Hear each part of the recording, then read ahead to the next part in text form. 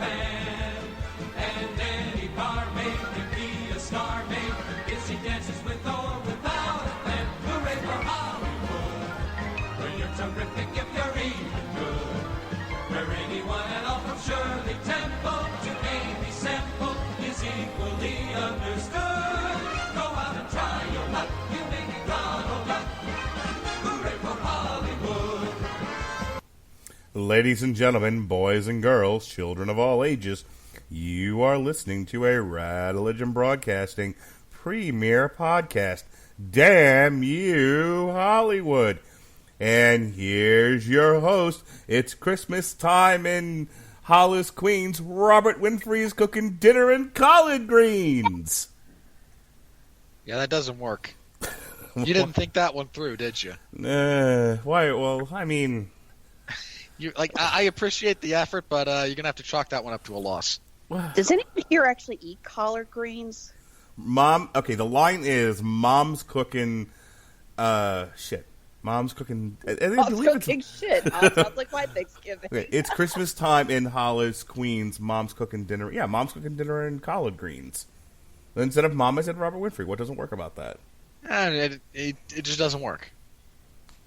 I should have gone with Black Santa for you. Mom, it's Santa, and he's black. Ho, ho, ho, children. From the same album, by the way. There's a whole like Profile Presents Christmas rap that the original Christmas in the Halls came from, and on that there's this whole song about Black Santa. I'm gonna go with that. I'll stick with Weird Al Yankovic's "The Night Santa Went Crazy." Right. I played that and the Christmas at Ground Zero last year while we were putting up ornaments on the tree, and my wife was like, "This is the worst song ever. Why would you play this as we're putting up Christmas ornaments?" I'm like, "This is an amazing Christmas carol." Oh, okay. The Night Santa Went Crazy is the best. At least it's not Dominic the Christmas Donkey. Shut your mouth. I'm still not convinced that's actually a thing. First of all, why do you hate Italians, both of you? I don't understand it. I don't have anything against the... I'm not going to say it. Did you almost just say I don't have anything against WAPs? Yep. Robert, we are barely hanging on to the few listeners we still have. When did you start using ethnic slurs? When did that start? That's one that's like... It has been out of fashion for so long that I don't feel an innate aversion to its existence the way I do with other slurs. Did you recently start watching like a bunch of Scorsese films and be like, you know what's funny? Making fun of Italians. Hey, you wops. You greasy wops. What's wrong with you? Hold on. I would never have said greasy, okay? No. Oh, that's the lie. No. Okay. I just wouldn't have, but I'm also kind of like remembering that Roddy Piper promo in my head from Madison Square Garden. You're going to have to be a little more specific.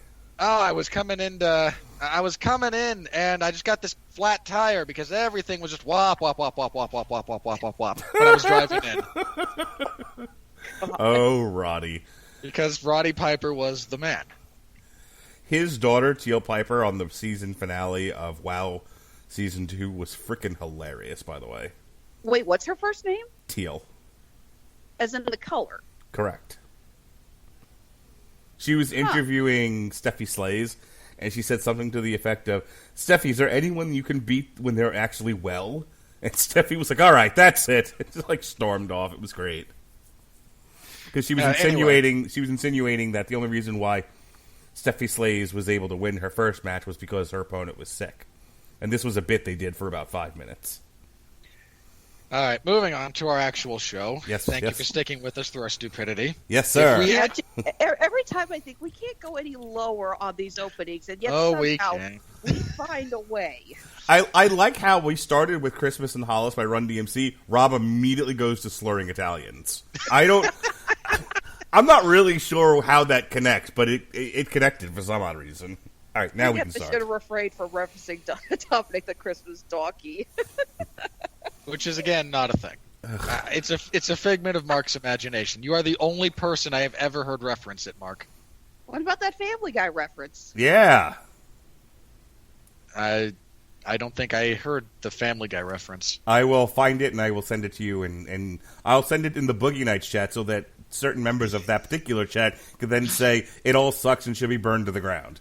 Will you please start the show already? All right. If you stuck with us this long, hopefully we got all this crap out of the way. And we apologize. Those who have been responsible for these jokes have been sacked. And we are sorry. Yeah. And next week, those responsible for the sacking of us will be sacked. Get on with it. What else knows Monty Python? Well, we all got it. Oh God! Look, I've had like 3 different times today. I've tried to pitch, like a line to then be continued at somebody, and it's just failed miserably. And it's been so. It's nice to have a few kind of be able to hit a few back and forth. All right, tonight on Damn You Hollywood, I'm Robert Winfree. That's Mark Radulich, he of the Delusional Donkey, and from Honeysuckle Your resident Rose wop, Creations- everybody. Half. That's right. And from Honeysuckle Rose Creations, we have somehow not yet scared her off, Alexis Hejna. I don't get paid enough to do this. I don't get paid enough to do this. Oh, God. And tonight on Damn You Hollywood, we are tackling the Rian Johnson written and directed whodunit mystery movie Knives Out. If you don't know who Rian Johnson is, he ruined your Star Wars movie. You know what? I'm going to say this before we actually talk about this movie proper. To all you bitchy Star Wars fans, thank you. Because now a talented director and creator of film is not tied to your godforsaken shithole of a franchise. Yeah. Side note, if you want to hear more about us talking about Star Wars fans, go check out the Screaming Boy podcast, Toxic Fandoms. Plug, plug. Yep. You can also listen to our review of Star Wars The Last Jedi from last year, 2 years ago, when Mark and I had just a lot of praise for the movie and then got to the critical analysis and went, why are all these people screaming like their pants are on fire?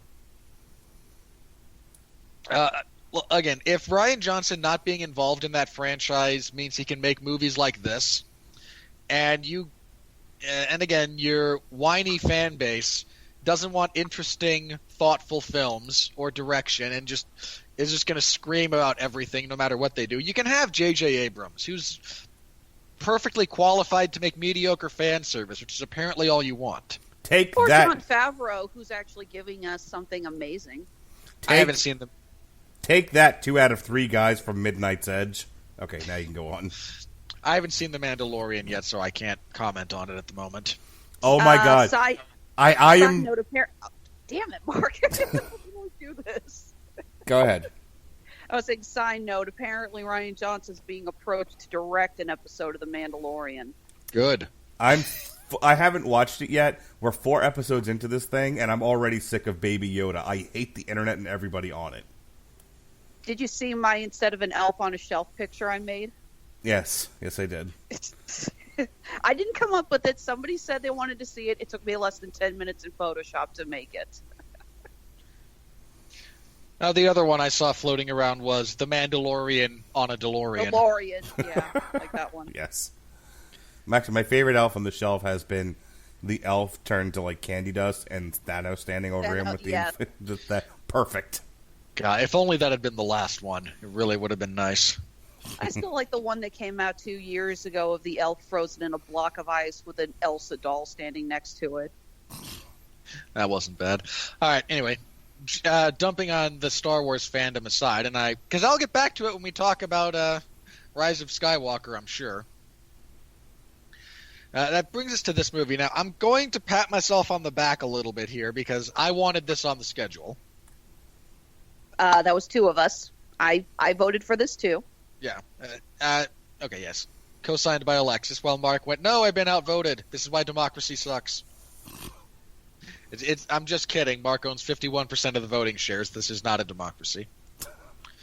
In my defense, because nobody will defend me, I wanted to see this movie. I didn't feel the need to review it, but I knew I was going to go see it. But I will tell you that because these fine people Robert Winfree and Alexis Hejna of Honeysuckle Rose Creations demanded we talk about this. I did not get to see Queen and Slim. God damn it. Oh, boo-hoo. Hashtag black folks. You missed nothing of value. You don't You know told that. that this show is run by middle-aged white people. Oh, if you love middle-aged white people, you should have seen Jesse and I talking about the Wu-Tang Clan twice. It's Dear perfect. I'm not even middle-aged yet. I'm getting there, though. All right. Anyway, I wanted this one on the schedule, and it is. And I'm now deeply scared for the next, 6 weeks. Because 2 weeks ago, we reviewed Ford versus Ferrari, which was a great movie and a lot of fun. And Mark and I talked about it. We had a good time. This week, Knives Out, which I'll spoil my feelings on it. Really, really good movie. Probably the most fun I've had in a theater in a long time. And I'm happy to talk about it. That never happens to me on this show consecutively. Yeah, usually you find something to complain about. Even the best movies we see, you're usually the one that says, well, and you find something negative to mention. Yeah, there's always stuff to critique. I try to be at least semi-constructive about it rather than just everything sucks. That's okay. In 2 weeks, you have to do Jumanji 3 and then Star Wars, so... Yeah, you see, that's why I'm afraid. I had it good for 2 shows in a row. That never happens to me. Something bad is going to happen in the very near future. I can feel it. The Rise of Skywalker is going to be 2 hours of Kathleen Kennedy begging for people to love her. Again, how do we keep going back to talking about Star Wars on this show? Because Mark's a fan, I'm not. It's an easy they're an easy bunch to. The Star Wars fan base is an easy one to provoke. Oh, in defense of talking about it, Ryan Johnson is the one that wrote and directed Knives Out, so it's at least relevant from that standpoint because he caught so much shit for The Last Jedi, and then he jumped over to this project, and this turned out to be phenomenal. So, it was worth talking about. Again, Star Wars fans, if you don't want talented directors with interesting stuff to do in a movie on touching your precious franchise and you just want fan service because you have rose-colored glasses for product that wasn't all that good to begin with, hey, go live in your fantasy land. Fair enough. I'll take this. All right. I will warn everyone, I always warn people about my plot synopses, not just because they suck, but also because they're coming, and if you think the plot is a reason you're going to be interested in seeing the movie, this is your chance to pause, wait, whatever, and avoid being told about it. I don't care that much about spoilers 90% of the time because it does not, the majority of the time, it does not impact at all my ability to enjoy the movie. Here, however, because this is a classic whodunit style of story, the narrative is kind of important, so you are forewarned. If you haven't seen it yet, I would encourage you to see it before you listen to the synopsis. All right, moving on. Knives Out, again, this is a classic whodunit style of murder/suicide mystery. Agatha Christie would have been impressed. Almost certainly, and then she would have tried to squash it from ever being released. Our primary cast of characters is is there an R or not in there? There's a few different people who pronounced it differently, and I just want to make sure I have there is an R. Okay, is the Thromby family, which consists of Jamie Lee Curtis, who is the oldest daughter of... this is a badly laid out list here I have. I apologize. Christopher Plummer as Harlan Thromby, who's a mystery novelist.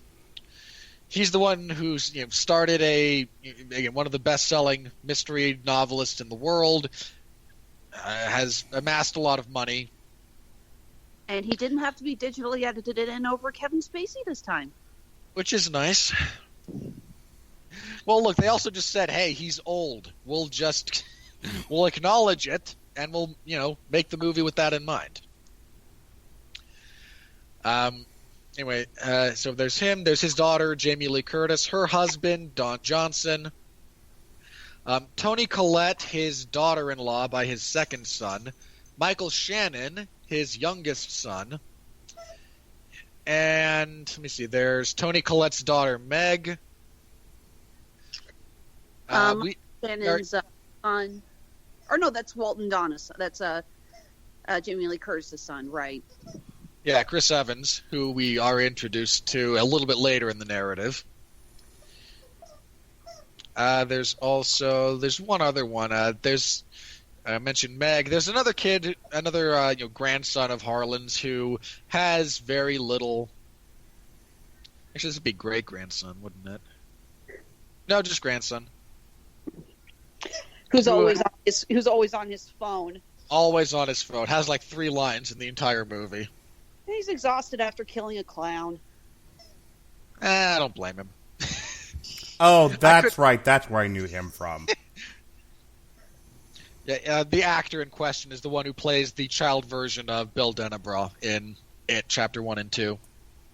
Kid's a good actor. He is. Yeah, I have no problems. None of the performances in this movie kind of catch me off guard. Anyway, the big kind of... Oh, and, sorry, I forgot... I did not recognize this actress. Ana de Armas, who plays the nurse and caretaker of Harlan. And again, the big setup is Harlan is found with his throat slit in an apparent suicide in his house, and right after his 85th birthday. Yep. And the resulting hoopla all of the stuff that stems from this comes from that incident. This movie, I have to talk a little bit about craft here, and I'll be very brief with this. Just because a normal whodunit would have spent the entire movie getting to the reveal that we, the audience, get after about 30 minutes. And that's how Harlan died. We know almost immediately. He believes he is, and I say believes, this is going to get to the end here, but what we see is his nurse and him going through their nightly routine, and she believes that that she swapped his medication, giving him 100 milligrams of morphine instead of the 3 that would just kind of help him with injuries and sleep, instead of the 100 milligrams of his normal medication. For those unaware, 100 milligrams of morphine is fatal. Rather quickly, actually. That's a lot. And he decides that he likes Marta. He has she's like the only, because his family, as will become very apparent, are a bunch of snarky vultures with very, very few, if any, redeeming qualities. And he helps her frame what's going on with him as a suicide. He tells her, how to leave the house, how to make sure everyone sees her leaving, how to sneak back in, give her a bit of an alibi, pretend he's alive longer than he will be.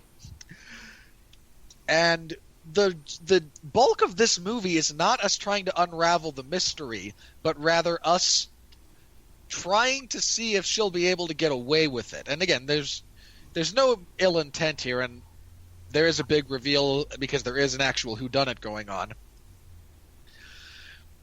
And his thought is, if I commit suicide, it will look like suicide. I'm an old man. My will, the reading of my will and the dispersion of my estate will go on as I planned. And a lot more of the plot deals with what he's been trying to set up with his estate, because he'd slowly been cutting the rest of his family out of his will. Oh, we also have that Marta's mother is, I don't know if they say still an illegal immigrant, but she came here undocumented. I'm wondering if Marta may have been like a dreamer, child, so to speak.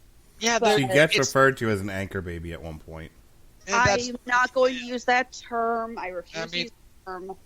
I would if I thought it applied. I don't think she is an anchor baby. I think that was just kind of a insult thrown by that particular character her Hang way on. rather than an accurate one. To be clear, I'm quoting a character. I'm not calling her an anchor baby. There's a character. Okay. No, I brought it up because Harlan does mention that even if it is investigated and it is revealed that Marta's, poisoning him was an accident, the investigation will still go on and reveal that her mother, and there's a good chance she'll be deported. And Harlan does not want that for Marta's family. Yeah. And one of my favorite running gags from this movie is actually that none of them know what country her family's from. Yeah, she gets called quite a few of them. I laugh at that because it's such a me gimmick, or mispronouncing names or like some, just not remembering a detail like that. So I just make it up and it's different every time. So whenever they did it, I laughed pretty hard. Yeah, she's the first time we hear it, she's referenced being Ecuadorian. Another one says Uruguayan. One says Brazilian. Which is the most wrong that you could possibly be. I thought I heard Paraguay at one point. I don't know. I was laughing. Yeah, it doesn't help that they're saying the countries with those really pretentious, I'm white, but I'm going to try to use a Spanish accent. So they're just garbling their vowels. Look, if you want to say Uruguay instead of Uruguay, then fine, you can say it that way. Again, that's how I kind of try to say it. But it's one of my favorite ongoing gags. Anyway, the wrinkle in the ointment here, as far as this apparent suicide goes, and again, we are shown it is completely a suicide. The wrinkle that comes up is there's a somewhat famous private detective who was hired to investigate this thing anonymously, and which is our introduction to Daniel Craig's character of Benoit Blanc. Who I swear to God is just the human version of the hyperspace chicken lawyer from Futurama. I'm still not entirely sure what accent he was going for. Very Kentucky Fried Southern. Well, hang on. Yeah, very Foghorn Leghorn. Because there's parts when it is very much Kentucky. There's other parts, especially when he says his own name, that dips more towards Louisiana. And given his name, that's kind of more the impression I get is that because he doesn't use a Cajun accent. But there is like a Louisiana French Cajun styling to how he talks a little bit. That kind of slips in on occasion. And I know at the end, Chris Evans refers to him as mentions the Kentucky one, but I don't know. I mean, I'm not entirely sure that's what he was going for necessarily. But anyway, well, I just did anyone see Logan Lucky? No. Oh, because he does an American. I haven't seen either, but this is apparently Daniel Craig's second time doing a Southern American accent, and I haven't seen Logan Lucky, so I just walked out thinking, can anyone tell me if the accent was any better? Because I love Daniel Craig. I can't wait to see the new James Bond film, but sweet Jesus, that was not his best performance with an accent. It was so hilariously bad. So here's my thought here. I know people that talk like that. I got the impression that it was Louisiana. I think he was going for like a French Cajun kind of a thing, and then his last name is Blanc. I don't know. Those to me were kind of context clues that this might have been a Louisiana Southern accent. Again, I think that's kind of what the character image was, but his accent is very much. It's really kind of not on. If you've ever heard Cajun people talk, he's not really Cajun. Well, that's the problem. Like, he drifts between Alabama Southern and Louisiana Southern. Yeah, it does. Again, it does wander a bit, but I mean, in fairness to Craig, accents are hard in general, and nailing the non-stereotypical Cajun accent can be a really difficult thing to do to begin with. The other thought I had was how much of that was done for effect as part of the character. You know, Yeah, like he's playing it up to kind of get a reaction out of people. yes. Or maybe Ryan Johnson told him to play it up. Either way, like I got the feeling that it wasn't Daniel Craig purposely doing a bad accent, that it was done purposefully to put people off guard. That it's a part of the process for him. Yeah, like the character himself deliberately plays up some of his idiosyncrasies in order to off-balance people and get more information out of them. Yeah. Anyway, he's been called in to investigate this and is consulting with the police department on this, and we find out that Marta has a physical reaction to lying. She vomits if she tells a lie, which is hilarious and played that way on occasion. And we start again. What we slowly kind of get revealed is some of the inter-family dynamics. Don Johnson is cheating on Jamie Lee Curtis, who's crafted their marriage in such a way that if they divorce, he gets nothing. Like, even if I think it's implied that the terms of the prenuptial agreement they signed kept her in full control of all of her assets, regardless of whatever else happens. We know that Harlan had cut off Ransom, who is just a ne'er-do-well playboy. Toni Collette's character has been stealing money from Harlan by claiming by basically having him send two different tuition payments to her daughter Meg's school, but one of them goes directly to her, and he's somewhat understandably not happy about this. His son Walt, Michael Shannon, was in charge of his publishing house, and we discover was fired from that position. I do love it. It's like, well, he's a self-made man too. He runs a publishing company, and like he publishes Dad's books. That's it. I loved when he said that to Jamie Lee Curtis, and she goes, "Are you trying to bait me, detective?" I wanted him to go, "Yes." Obviously.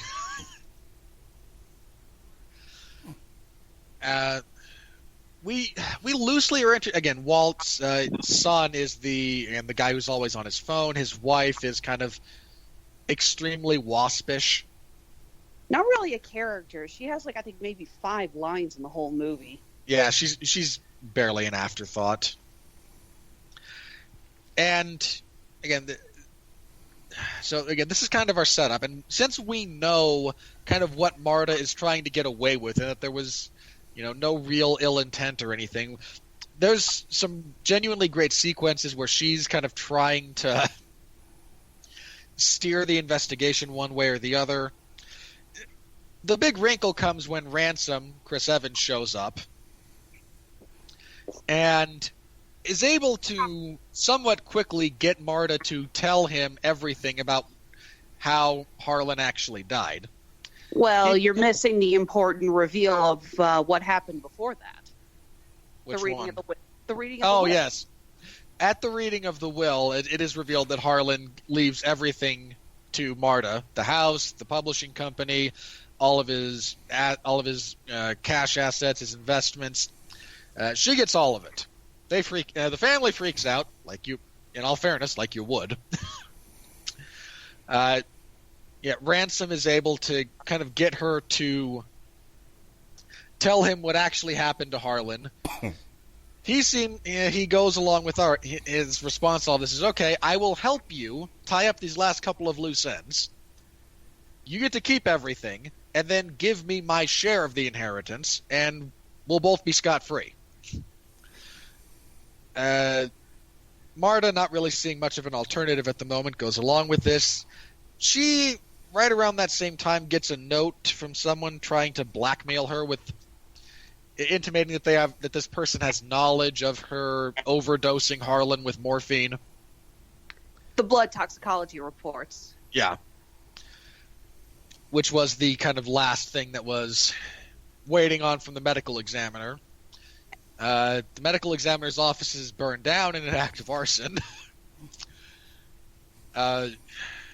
when she does the police actually take Harlan. There's a few details we can get into more later because, again, this is a whodunit, so details are very important, but I don't want to go scene by scene here. Yeah, if we do that, we're going to spend 2 hours just going over every single character. There's a lot of little, if you notice this, it comes back into play later. Yeah, Harlan is taken in for some further questioning by the police. You mean Ransom? Yeah, Ransom. Yeah, my mistake. Marta goes to meet the blackmailer and discovers another one of the housekeepers, a character Fran, who we've met a few times, who has been dosed with a lot of morphine. And she, being a good-hearted person, calls the police, calls an ambulance, gets her to the hospital, hoping to be there to save her life. She confesses everything to Blanc, who's put together a bunch of different pieces of it. Ransom also, while in custody, in for questioning, but I don't think it was ever in custody, apparently told them everything that Marta told him. And Marta's plan is to renounce the inheritance and face throw herself on the mercy of the court, metaphorically. There's a lot of talk about the what's it called, the Slayer defense or the Slayer law. Which says that if Marta is found guilty of killing Harlan, even as an accident, even if it's just a matter of civil court, she won't get a dime of the inheritance. So you get the rest of the family really pushing to hope that she did in fact kill Harlan so they can get the money. Yeah, that bit of legislation it's fairly standard at this point. Like, you can't be written into someone's will and then kill them for their money. There's legal precedent in place for that. So she prepares her big confession, but as she is starting to confess, Blanc actually reads the toxicology report, which they were able to discern was hidden in the house with Fran's stash of marijuana, and sees that, and he halts her, pulls her aside, and says, "No, you didn't. The toxicology report was normal.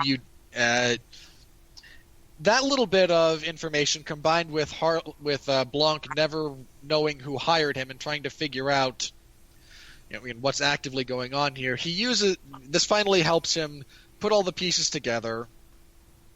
He calls in Ransom and untangles the totality of at times a bizarrely intricate plot where Ransom had swapped the labels on the vials of medication. Marta, just because she's a very good nurse, had somehow unconsciously still delivered the appropriate dosages. She didn't realize it until she actually looked down and realized that the bottle in her hand said the wrong label. Yeah, because the two liquids don't actually look identical.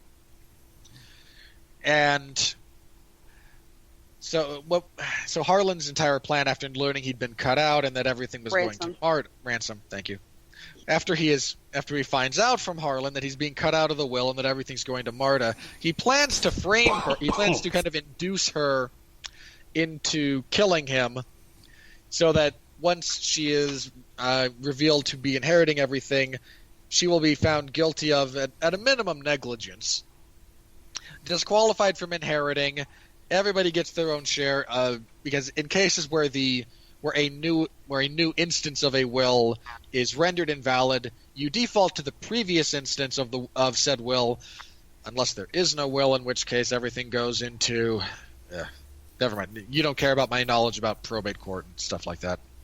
For the record, I do love the scene where they're arguing about how she got the house, and like, you're giving our ancestral home, and the will reader's like, Harlan bought this in the 80s.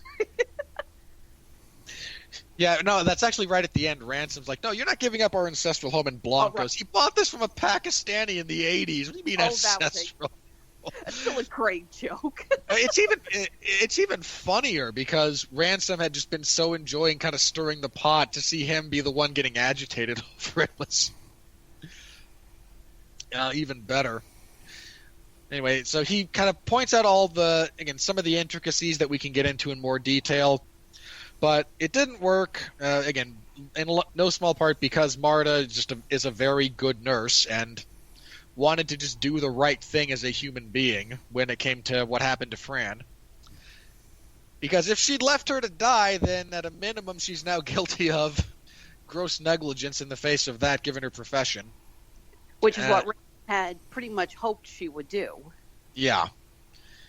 And Ransom makes a de facto confession after Marta leads him to believe that Fran is still alive. He confesses to most of the things, and that uses some with the logic that, you're going to get me on attempted murder and petty arson, although for the record, burning down the office of the state criminal medical examiner is not petty. That's a relatively hefty felony.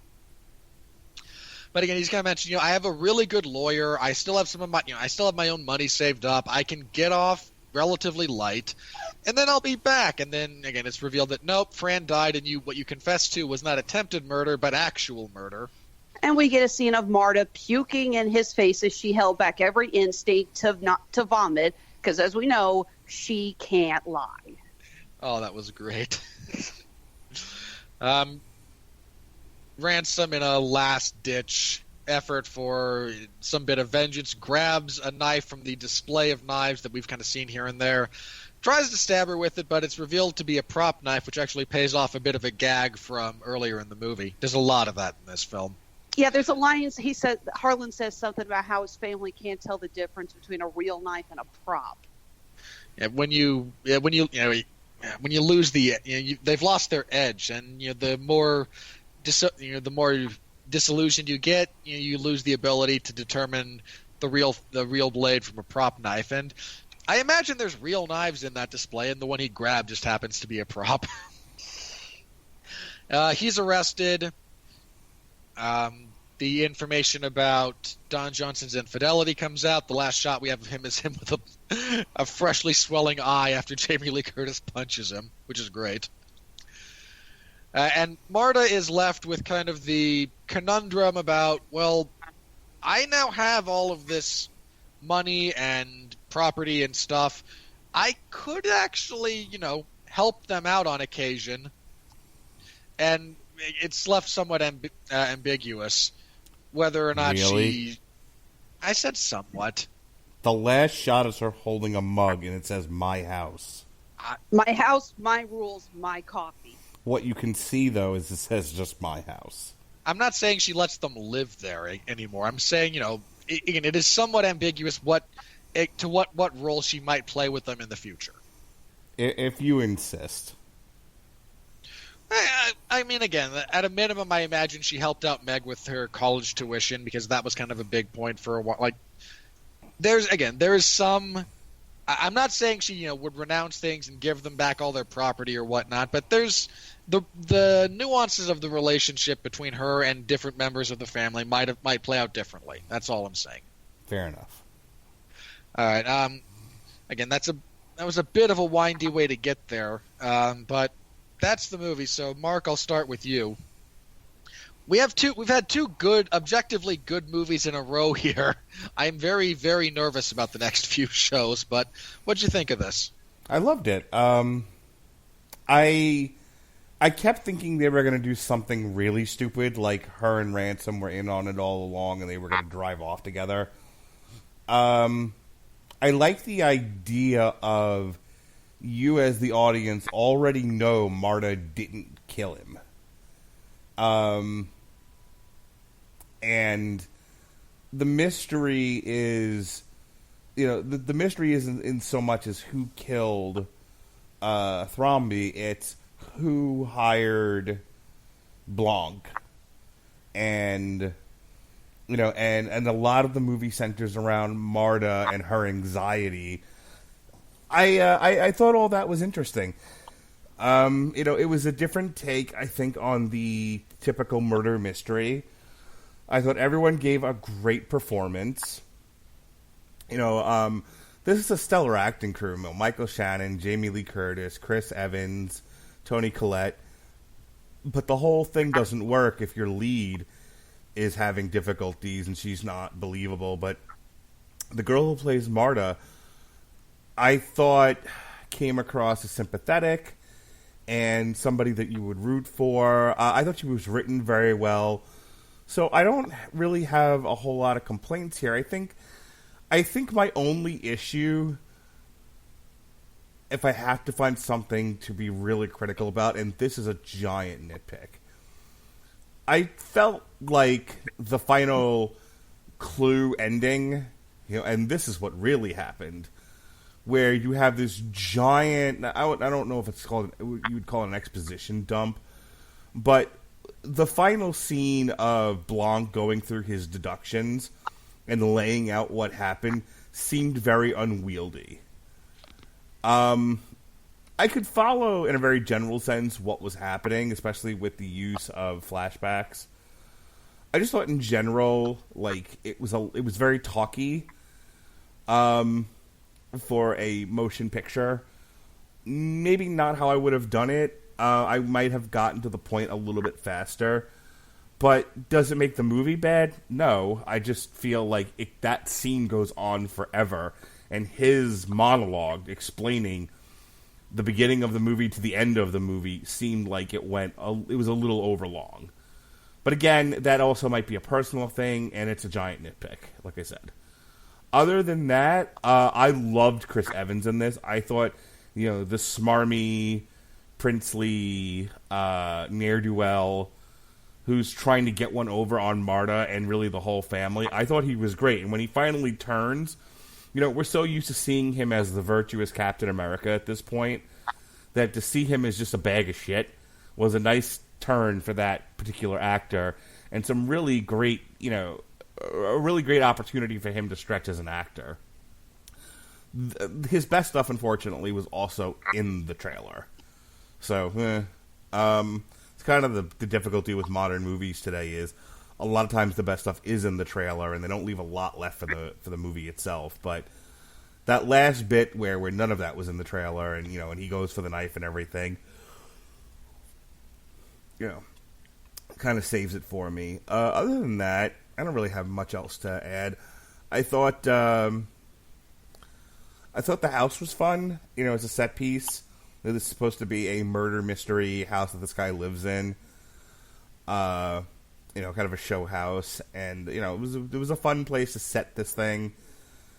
I thought as a commentary on greed and this got brought up actually on critically acclaimed with William Bibiani and I can never remember the second guy's name. It doesn't matter. He writes for IGN. But they were talking about there's an internal debate that happens in the movie about immigrants. And they were commenting on, Rian Johnson and his political agenda and how it was handled. And, I guess, if you want to get upset about that sort of thing or you want to cheer that sort of thing, hang on 1 second. I happen to have in-laws who are like Fox News watching upper class white folk. I have my dad who is a prominent member of the Brandon Democrat Club here in Hillsborough County, or the Eastern Hillsborough County Democrats, rather. I have seen that argument. I have lived it. I didn't, Rian Johnson may have an agenda, but the arguments being made and the people making them was very real to me, and I didn't have a problem with it. I was just going to say, I loved that it almost feels like that whole scene is designed to take the piss out of those types of political arguments. Yeah. Like I'm just going to say this as the wife of an immigrant. Politics aside, if you decide to pull an actual immigrant as a standing example and just basically point at them saying, okay, now take a look at this, you're an asshole. Oh, sure. I think it was established the John Johnson character was an asshole well before that, but yes. Yeah, and again, what I like about that is, again, you have a couple of people espousing these sort of conservative point. You have a couple of people espousing the liberal point. They're all morons. Like, none of them know what they're talking about in any sort of real capacity. Right, and it devolves into name calling, and the him pulling Marta into the center of the conversation and going, "You came here the right way, right?" But that's such a thing that people do. Yeah. Yeah. You have any idea how many people ask me, so how did Andre and his parents get here? I mean, just the idea of, even if they could have been talking about abortion. There's always somebody that grabs somebody else and says, "You did a thing. That thing is what we're talking about. Talk about it." And the person's like, what? I don't want to be a part of this. I don't want to talk about this. That's more of what I'm saying. I mean, I understand that there's a personal thing there with the immigrant part of it. But, I mean, that could have been any conversation. There's always somebody who feels the need to call somebody else out on it and then make them the centerpiece of that discussion, who doesn't want to be the centerpiece of that discussion. Yeah. Again, I loved that. Again, to me, it felt more like they were, in Rian Johnson's sort of deconstructionist way, just kind of, again, taking the piss out of all those types of political arguments that we all have to deal with. Like, hey, here's about as accurate a representation of what this looks like as you're going to find. This is what all of you look and sound like. Feel good about yourselves? I just wish there had been one person in that conversation who said, everything sucks and should be burned to the ground. Yeah, that would have been nice. Look, Ransom wasn't there for the discussion, because that would have been his point. Sure. I'm also poking fun at someone we know personally, but that's it's my right to do that. I appreciate your right to do that. So I had a lot of fun with that. I mean, there's a lot of fun with this movie. I'm kind of with you as far as that goes. Anyway, Alexis, what was your experience with this? You mentioned that you seem to enjoy it from what we've talked about so far. So what were your kind of highlights, lowlights? I was similar to Mark. I was originally afraid that they had given up their card too soon by showing us what had happened with Marta. And even at the end, I think it was up until the point where they revealed the toxicology report, I was so afraid that this was going to turn into Blanc trying to help Marta get away with the murder and running off with her or something. She's like, yes, you did, technically, commit a crime. But those people are assholes, and they deserve what they've got coming, or some shit like that. But the final reveal with Ransom, while a little blind, I'll give you that, was still absolutely brilliant. I love how everything just fits so neatly into place. Can I? I'm sorry. Go ahead. Yeah, if you've ever seen the movie Clue, Clue is the classic example of the guy at the end explaining how it all came to happen. But it isn't just him talking. There's a lot of interaction. There's people cracking jokes. Never mind the fact that they do it 3 times in a row, and they changed it up each time, and in some cases the gag stays, and in some cases it doesn't. But if you just take the very first time it happens, you have... what's the actor's name? The butler? Tim Curry. Tim Curry. You have Tim Curry running through the house and people chasing after him, and those who are out of shape, like just exhausted, like, oh God, not again.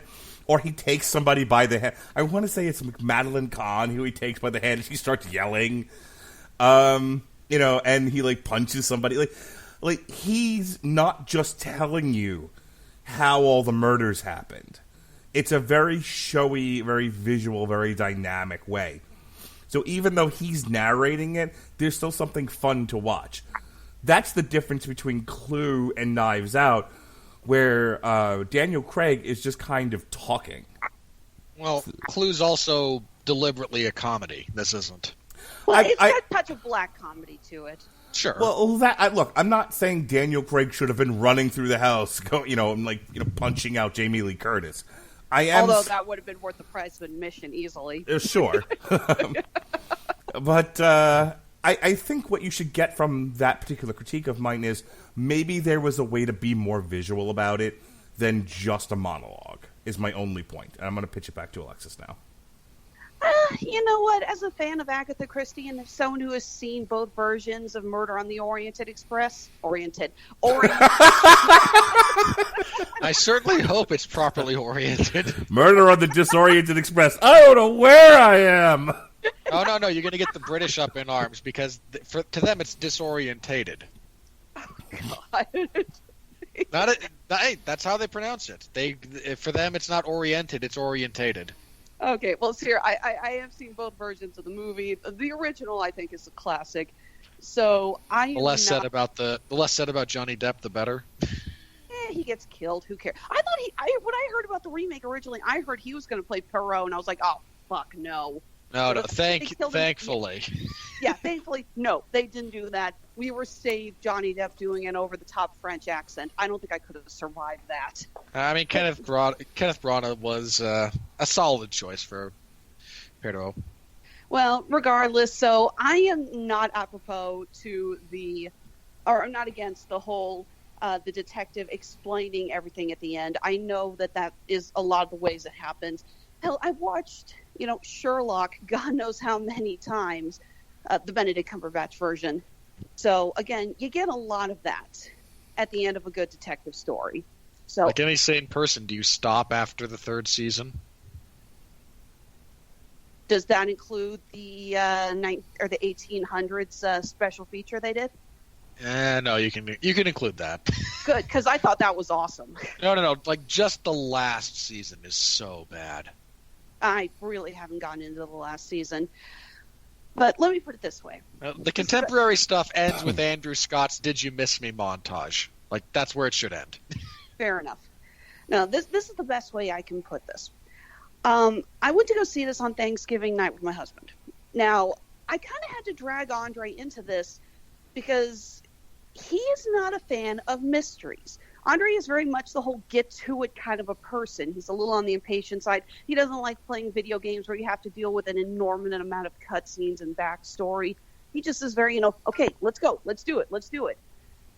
But I convinced him when I showed him all the great reviews in the Rotten Tomatoes score. I'm like, honey, look, this thing's getting, things getting praised. It sounds awesome.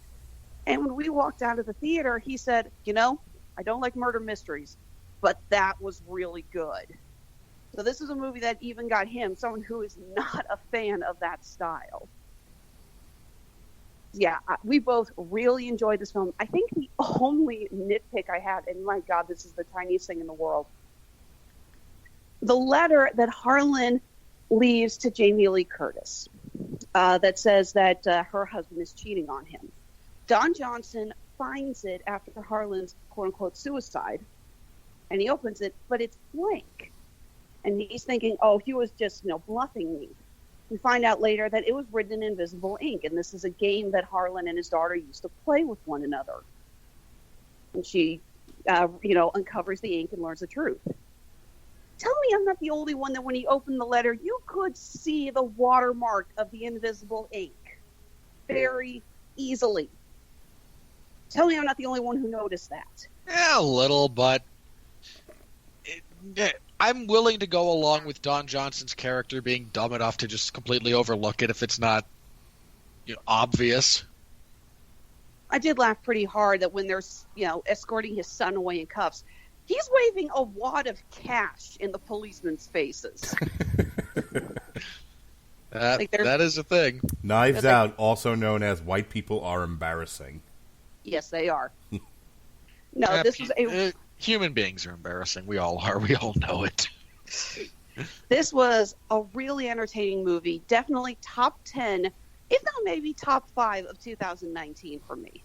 There's a Time article, speaking of White People Are Embarrassing, that named this one of the 10 best films of the year.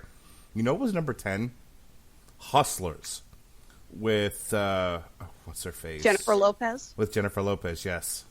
Okay, that person is a moron, whoever wrote that list. Actually, we're obviously not the target demographic for that film, but I've heard it's... Yes. By the way, Eddie's been saying hi in the background if you haven't heard. I heard a few squeaks. Fine, here, give me your toy, buddy. All right, Robert, do your thing and let's keep going. I mentioned this is one of the most entertaining films I've been able to see all year. I was waiting. How do I say this? I expected Rian Johnson to, again, subvert expectations because he's very, very good at doing that in a very engaging way.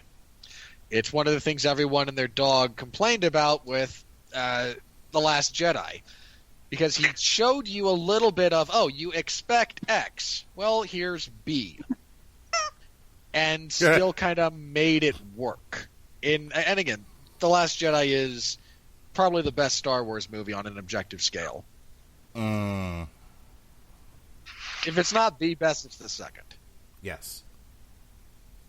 Again, if it's not number one, it's number two. It's number two. I'm not getting into that debate with you. Okay.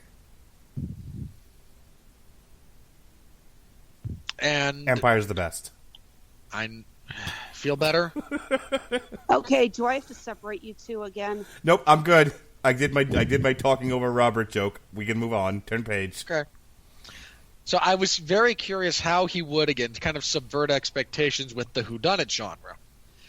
Be that a reveal that there was no mystery, or, you know, we have a detective who's looking for connectivity in places there is none, and this is as straightforward as it gets, but we go on this winding journey just as kind of a giant misdirect. Again, I wasn't sure how they were going to play that. And the decision to just reveal to the audience almost immediately, hey, here's what happened, was a stroke of genius.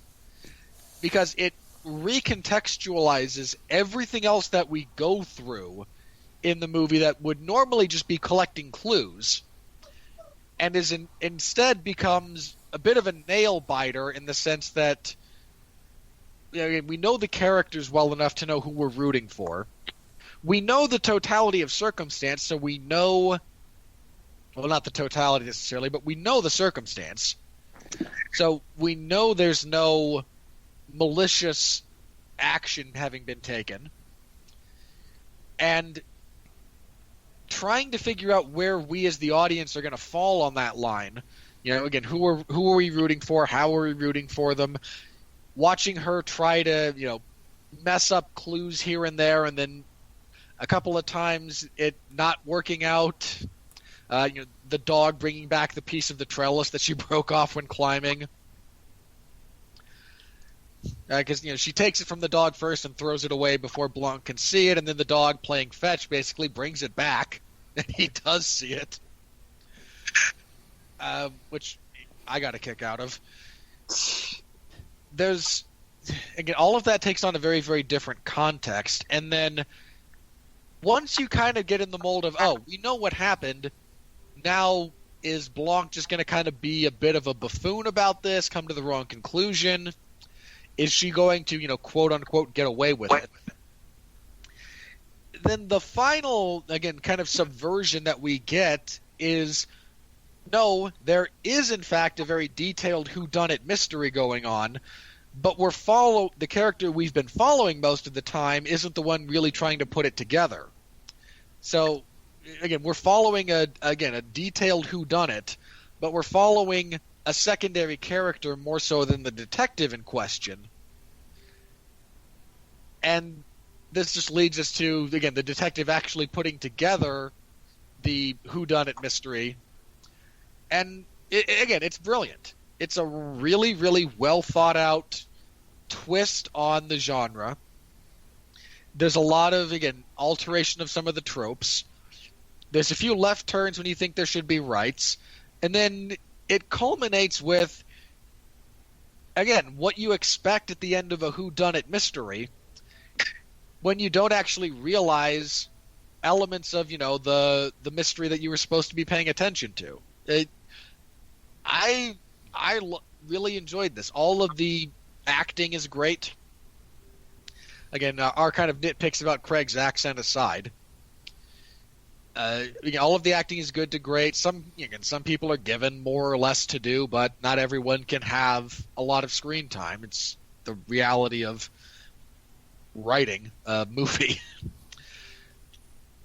Props to Chris Evans for the fact that he had to act like he hates those 2 German Shepherds. If anyone follows Chris Evans on Twitter, he is a huge dog lover. Yeah. He gets a lot of credit for that, and again, just for effectively acting like that big a pile of crap, because that's not always the easiest thing to do. And like you guys said, especially after coming off the heels of playing America's First Son, this was a perfect role for him. Oh, stop it! Sorry. Michael Mark, Shannon. Just because you live in the South, you don't have to act like the South. The South shall rise again. Sorry. The joke is Mark is Jewish. That too. I got to ask you guys, how did you feel about the twist that Harlan didn't need to kill himself? That if he had waited, if he had gone to the hospital, he would have been fine. I got the sneaking suspicion he was at a point in his life where he was just willing to check out. Well, we do get the speech where he says, "I'm not afraid of death."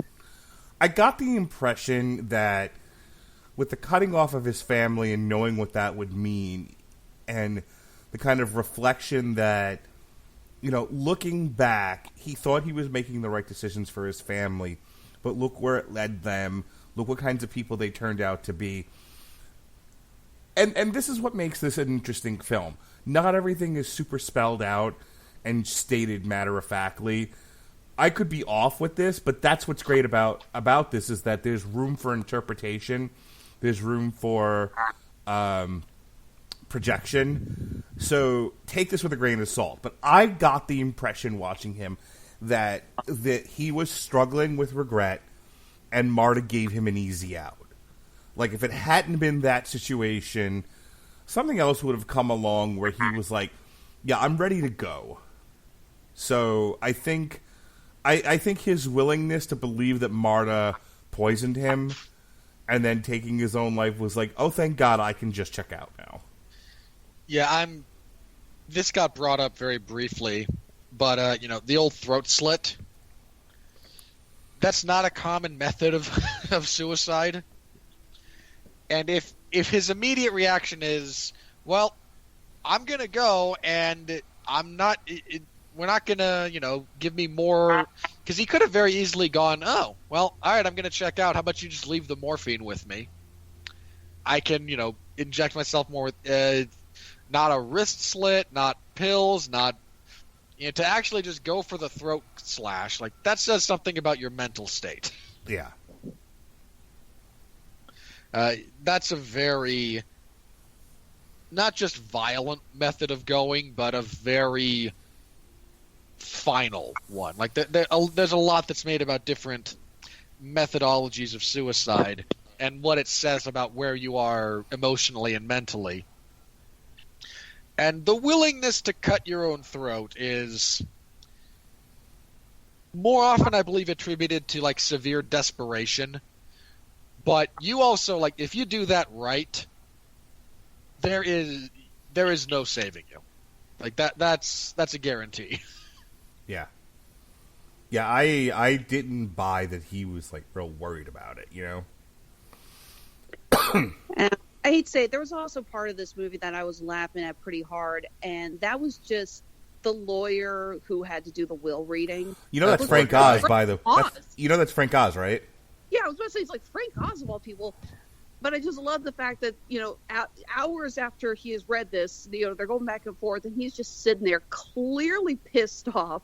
I don't know how many times I can go over the same 3 points, guys. Yeah, and he's like, you are useless. Like, thank you. I can go now, right? It's so good.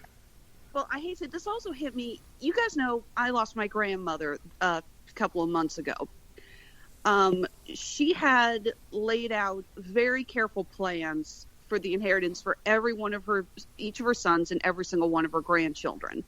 I believe my dad said it best when he was handed the list or the files that Grandma had put away before dying. He thought it was the Mueller report. That's how thick it was. And thankfully, Grandma had taken very careful steps to make sure that every family member was taken care of in a decent amount. She had made sure that the stuff was not going to be heavily taxed and that we weren't going to have any future problems. And all I could think when watching that scene was if any one of my uncles or aunts had felt that they'd gotten shorted, even like $1 compared to the other grandkids, it would look like this. There is that line from Daniel Craig's character about will readings. You know, a lot gets made of them, but 90% of the time they're more like a stage production of a tax audit, which is correct. But again, Michael Shannon does a great job. Toni Collette blew me out of the water. I mean, I've seen her in a handful of things, but the thing I know her best from is Sixth Sense. And you don't even recognize her in this role. I'm trying to think what her best work would be to recommend if you haven't seen a lot of her. She got snubbed hard at the Oscars a couple of years ago for Hereditary because the Oscars... Oh, God, I love Hereditary. Because the Oscars hate horror.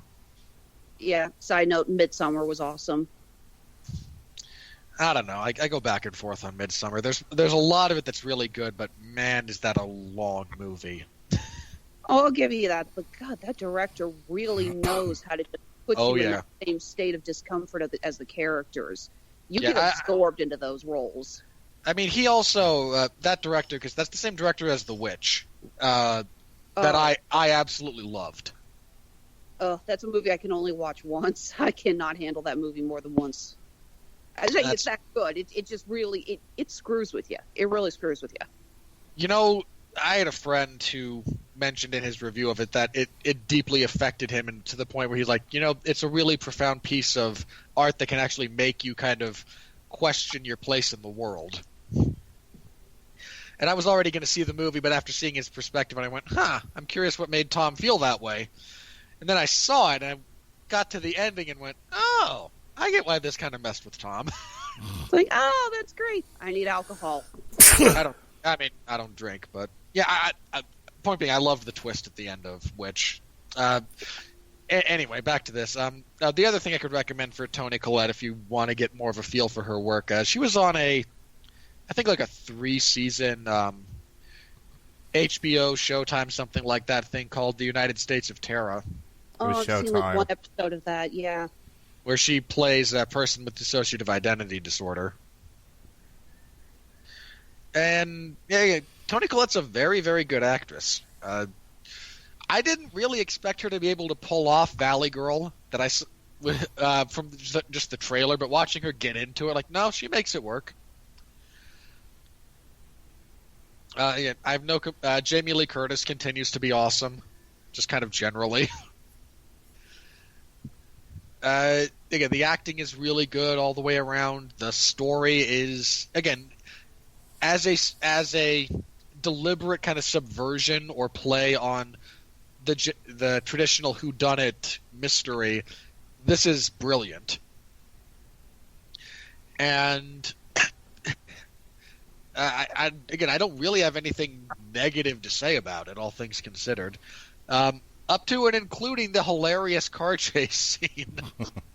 That was the worst car chase ever. That was the dumbest car chase. Yeah, she's like, oh, are you flooring it? Yeah, I'm barely going 60. Everyone else is doing 80, catching up to them with ease. All right, you ready to do the money? Yeah. Point being, everyone, if you haven't seen this and you think like it's something you'll be interested in, go see it. This is a genuinely good movie, pretty much from top to bottom. Go see Queen and Slim first, then go see this. No, do not. Wah, wah, wah. All right, here we go. Here come the money. God damn it. Wrong one. I knew you were going to do that. Here comes the money. Here we go. Money talk. Here comes the money. Money, money, money. Dollar, dollar. Dollar, dollar. Despite Frozen, despite this being a holiday season, despite this not being any IP, this movie hit it out of the ballpark on a $40 million budget.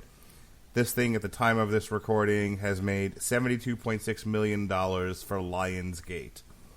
Congratulations, Ryan Johnson and everybody involved. Well, they're really banking on the advertising, pointing out all of the amazing reviews this thing has gotten. They're able to really sell it on that. Even before that, they were doing a good job of pointing out, not of style. This movie was properly advertised, which is a rarity these days. They dumped a lot into promotion for this because this I had seen trailers for this over the summer. Yeah, this has been. Yeah. They've been teasing this for a while. Yeah, I remember when we first saw the trailers for this, and Robert, you and I both asked, can we put this on the schedule? And we're like, what do you mean this doesn't come out until Thanksgiving? Yeah. Plus, again, one of the selling points was, hey, this is something from Ryan Johnson, and everyone who's not a Star Wars, I'll say Star Wars nerd in this case because I absolutely mean it at the moment. Everyone who wasn't a Star Wars nerd knows how good a director this guy is. And he's a bit of a selling point in and of himself at the moment. All right.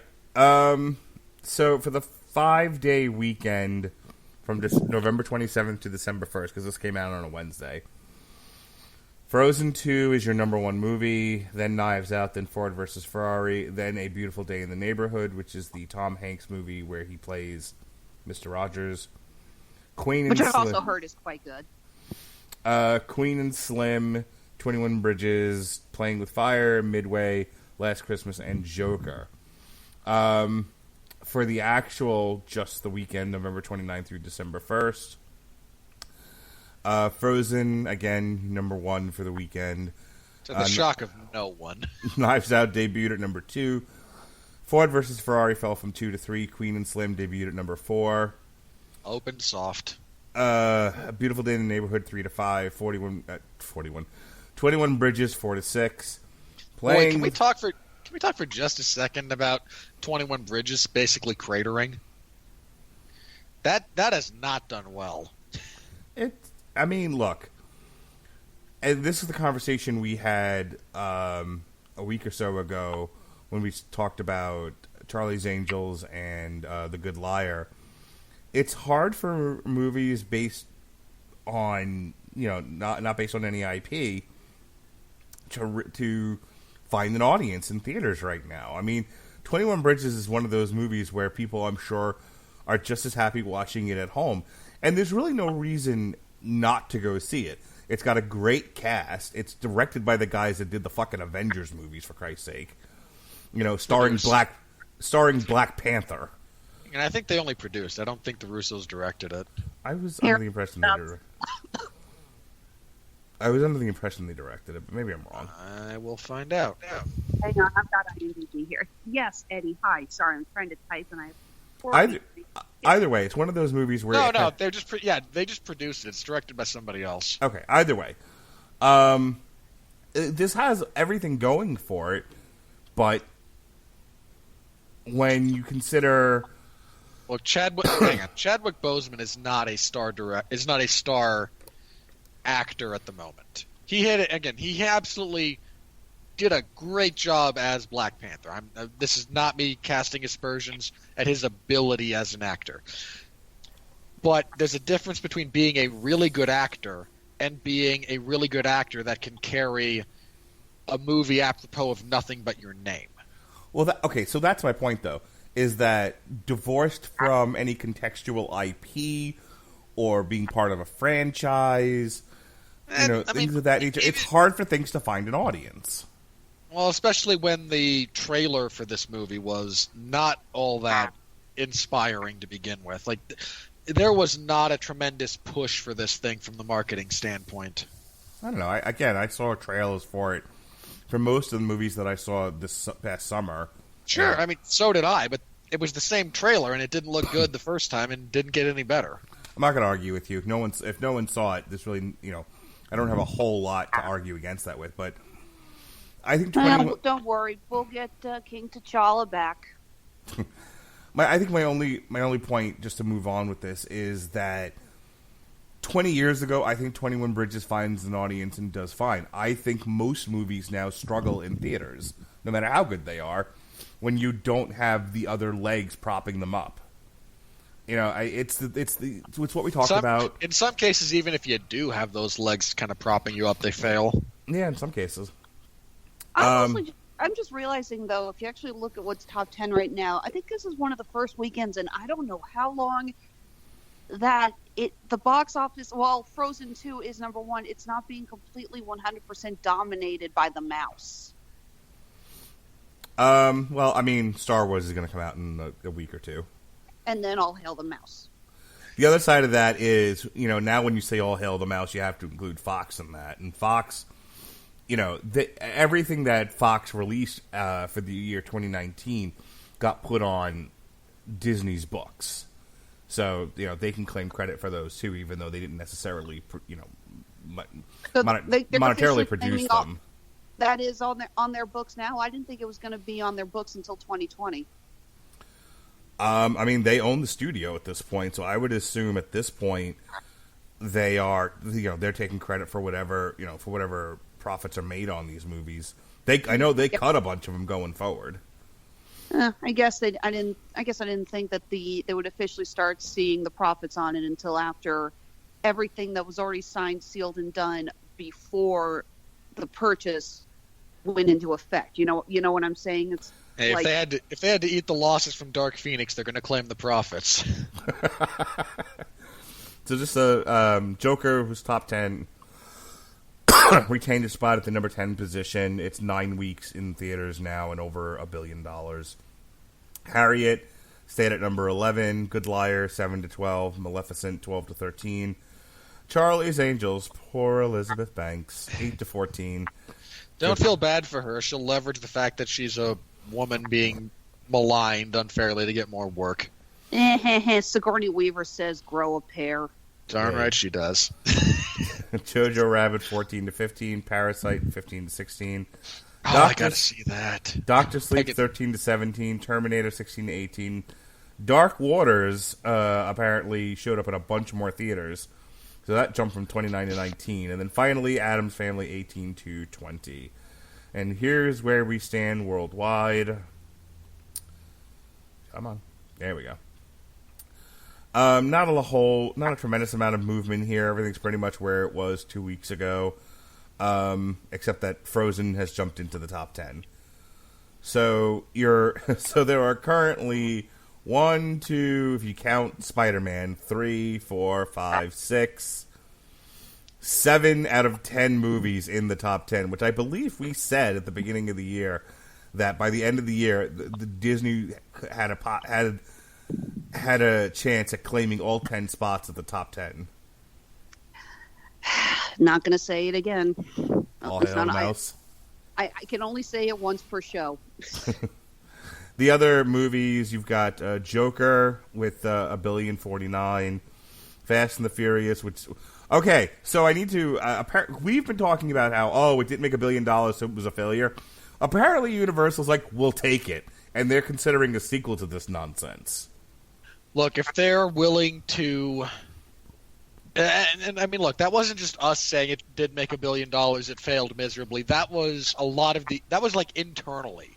They knew they needed something of that caliber to really be successful between production and marketing and all that crap. And they didn't get there. But if they see enough of a return, their perspective might be okay. If we spend $100 million less in total and adjust our expectations a little bit, if we can repeat a $700 million movie with a more appropriate budget of both production and marketing, then hey, money.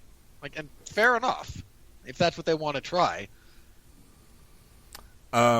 Just as a point of order, Maleficent is currently sitting at $480 million worldwide.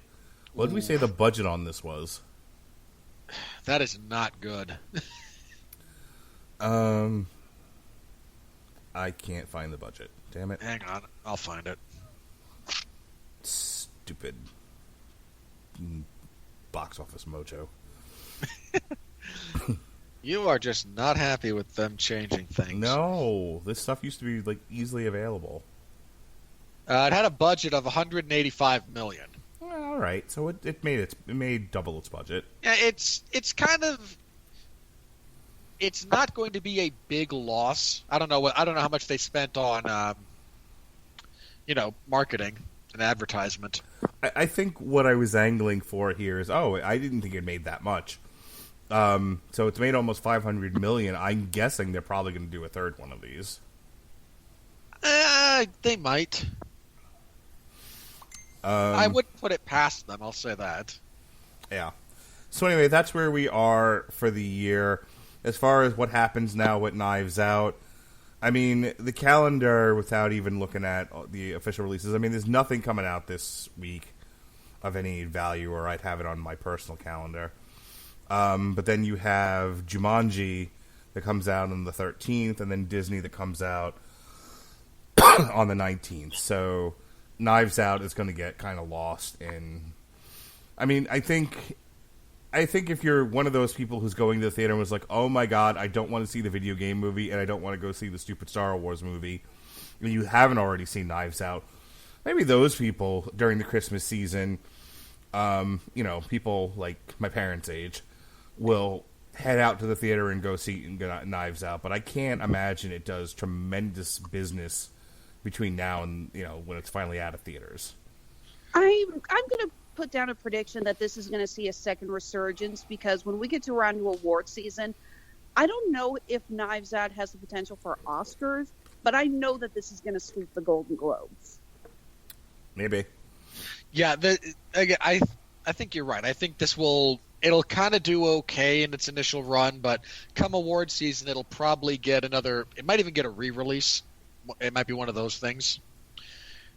And given some of the acting, given the writing, I mean, if this doesn't get like writing and directing noms, then I don't know what else to say. You're talking about a bunch of morons, but you're also talking about a system that, again, has completely ignored several incredible bits of performance or direction or writing, just based on the genre it takes place in over the years. So who knows? I mean, like I said, this is probably going to get sided into the comedic or the best comedies for Golden Globes, because I do not see them giving this to the drama. Yeah, I don't see this being like a best picture or anything, but I think individual performances, like Chris Evans might get a nod. And I'm with Robert. I hope this gets best original screenplay noms. Maybe. All right. No. And I really hope Rian Johnson, if he wins anything in his acceptance speech, pisses on Star Wars fans. Terrific. Well, like I said, if he's supposed to direct an episode of The Mandalorian in the future, that's probably going to be a mistake. P.S. Go watch The Mandalorian. I think I'm just going to wait for the entire thing to be released. That's what I'm doing. I'm going to say it again to the people listening to this. Stop asking me to watch The Mandalorian. I'll watch it when it gets closer to review time. Leave me alone. Sorry, Andre and I have been enjoying it too much. We watch it every Friday. I got to get through The Crown, Runaways, Fuller House. Hold on. I can save you trouble. The Crown sucks. Runaways sucks. So's your mom. Here we go. No, that's not just me. The Crown, the last couple of seasons of The Crown have been... Are you ready? No! I said, are you ready? No, God! No, God, please, no! No!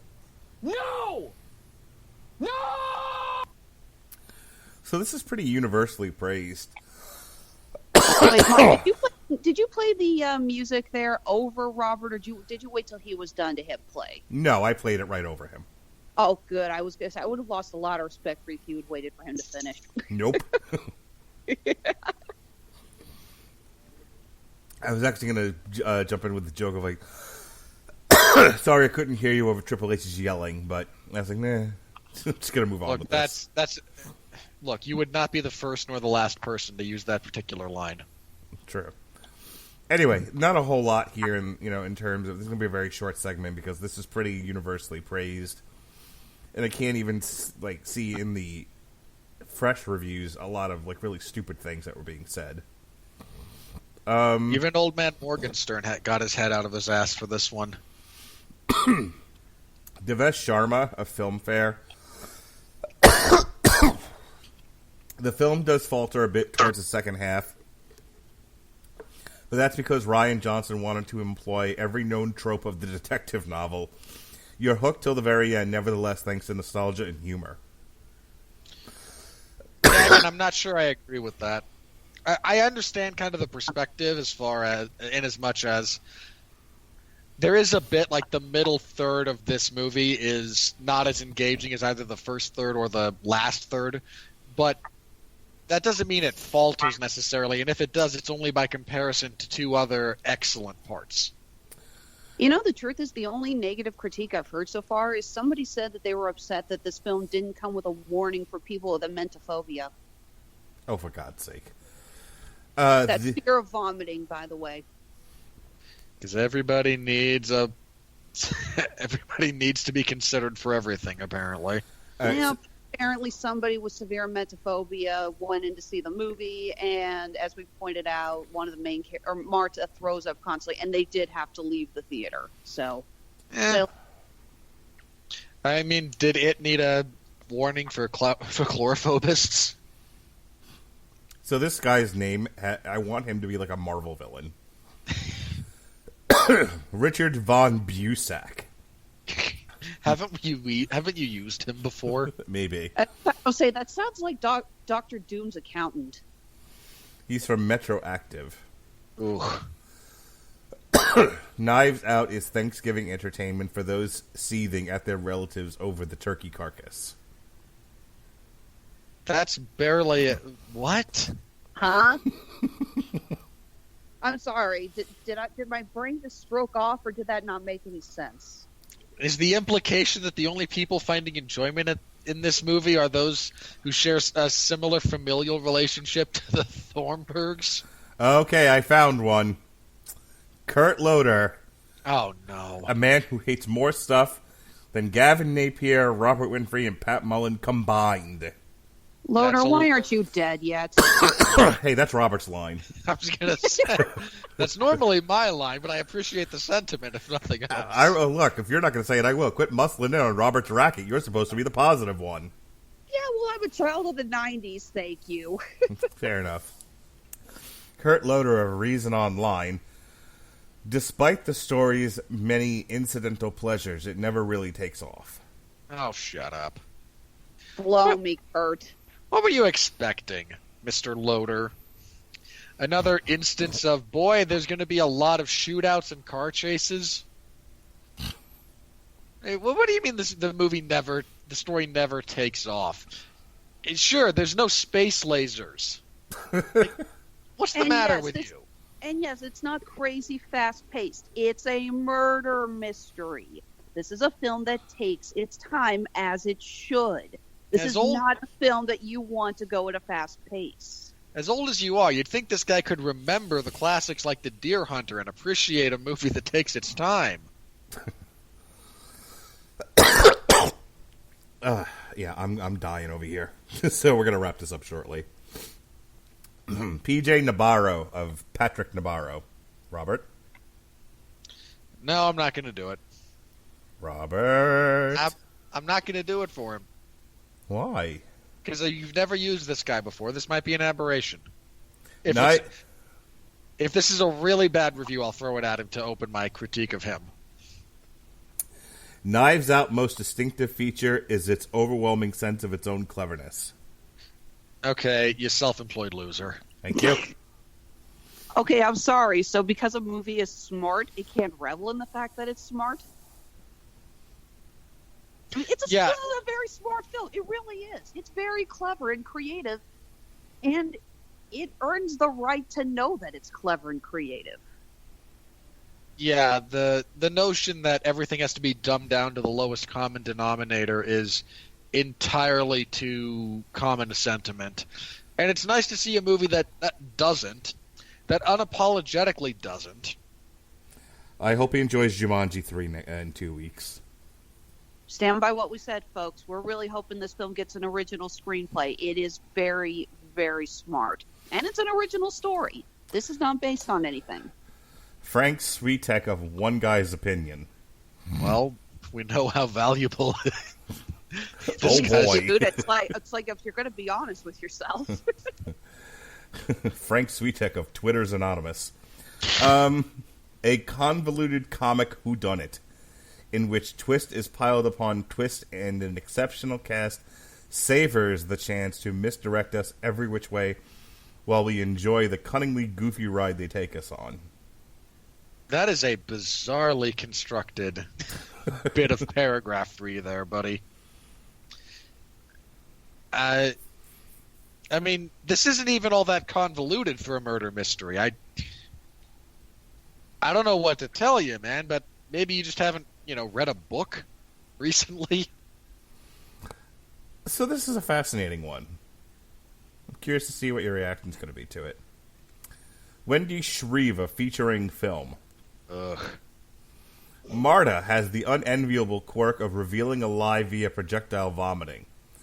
A device used far too often across genres in movie these days.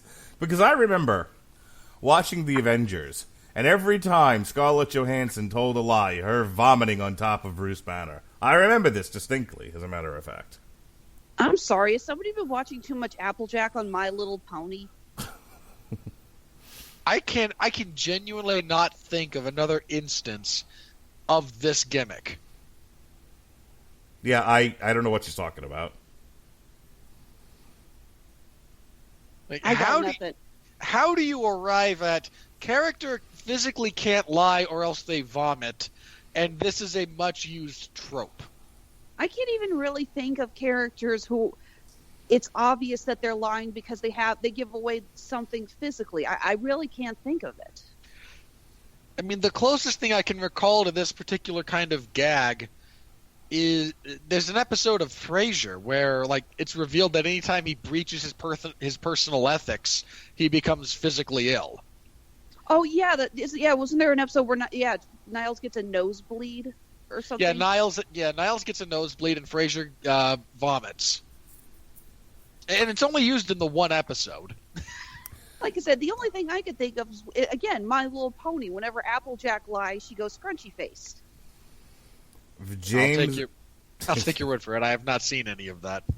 James Well, that's why Vernier. you have the show. James Vernier of Boston Herald. Mildly entertaining clue-like outing with a disappointing role for Daniel Craig.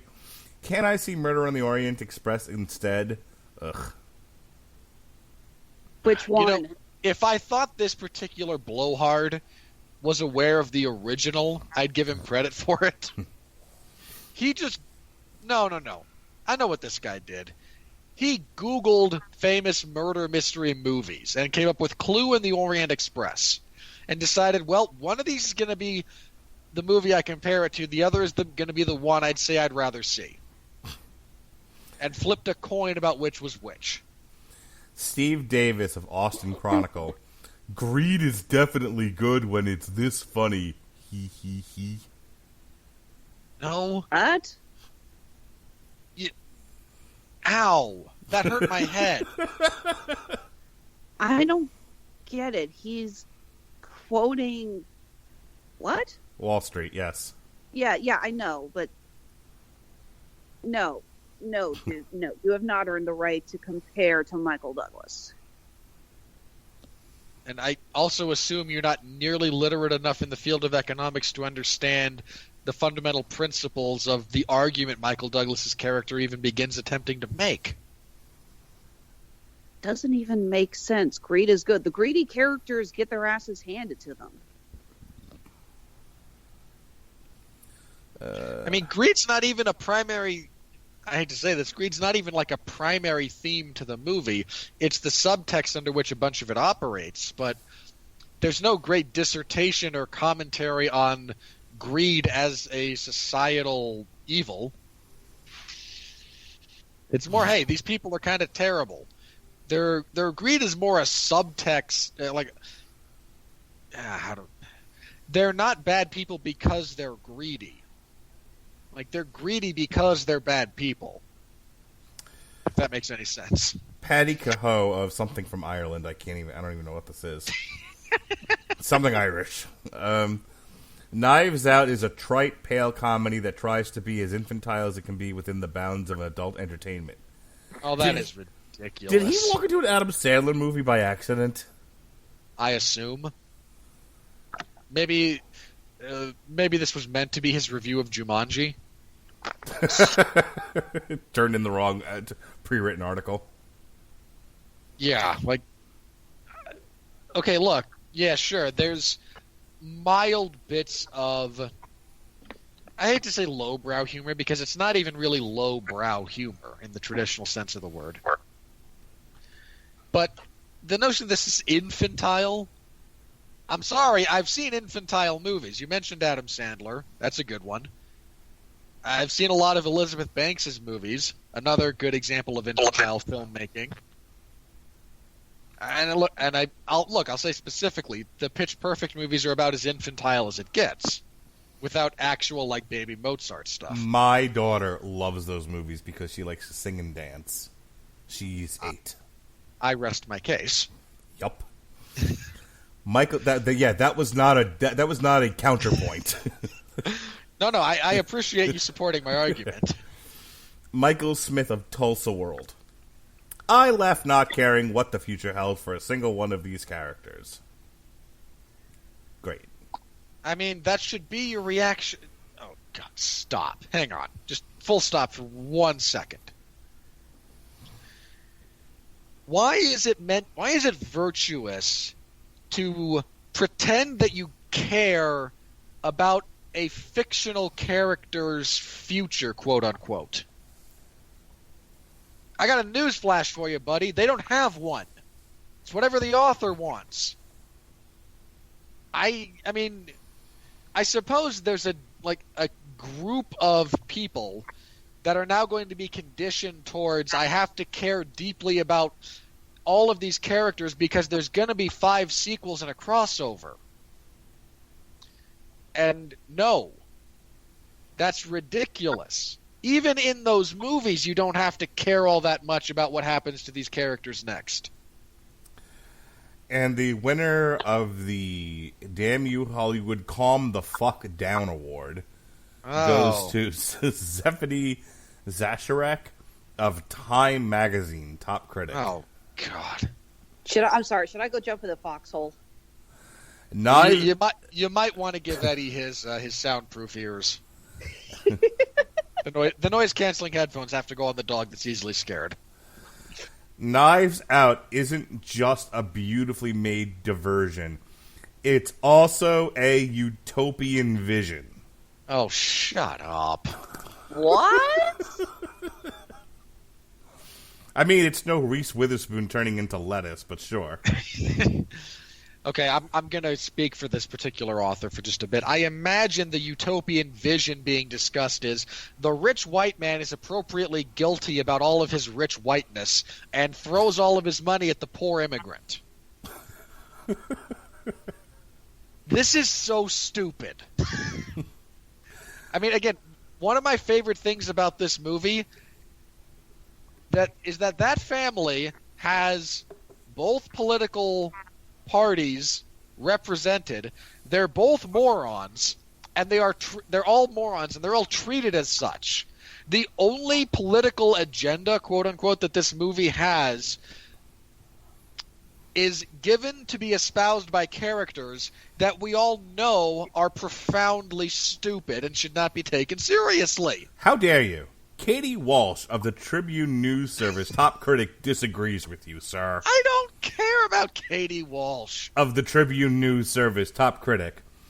He still doesn't care. The class, how dare you? The class warfare picture by way of Agatha Christie. Wait, this gets better. The class warfare picture by way of Agatha Christie that we never knew we needed, but we do now more than ever. Yay! Okay. In all seriousness, how many of these morons have never read a mystery novel? I'm just going to say that. Go ahead. One of the best things about this movie is that, honestly, the class warfare thing never really enters into the picture. Marta is not portrayed as she is a relatively poor immigrant nurse. We see that she shares an apartment with her mother and her sister. I'm assuming that's her sister. Yes, these other people are upper class wasps. They're pain in the asses. But the fact is that this is never played as the rich versus the poor. This is played as the good and honest versus the stupid. Yeah, which is how it should be played, because honesty and integrity are not at all character traits that are the domain of any race, class, creed, ethnicity, or religion.